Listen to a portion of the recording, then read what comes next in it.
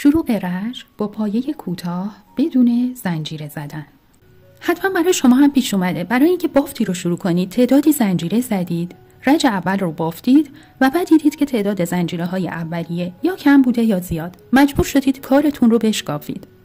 برای اینکه این مشکل پیش نیاد بهتره که از همون ابتدا پایه ها رو ببافید بدون اینکه زنجیره بزنید. 2 زنجیره میزنید. قلاب وارد زنجیره اول میشه. این 2 حلقه‌اش رو بگیرید. نخ رو بکشید بیرون. حالا 2 حلقه روی قلاب داریم. حلقه اول رو تک میبافیم مثل زنجیره. 2 حلقه بعدی پایه کوتاه. قلاب رو میبریم زیر اولین حلقه‌ای که بافته بودیم مثل زنجیره بود. 2 حلقه‌اش رو میگیریم. نخ رو رد میکنیم.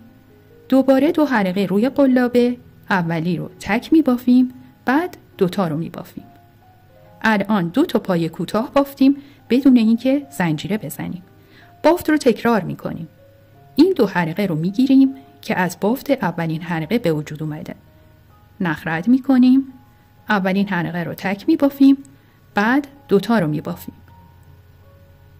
دوباره 2 حلقه رو میگیریم.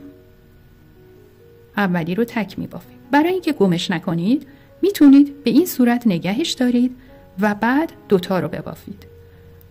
حالا دوباره 2 حلقه رو میگیرید، اولی رو تک میبافید، بعد 2 رو میبافید.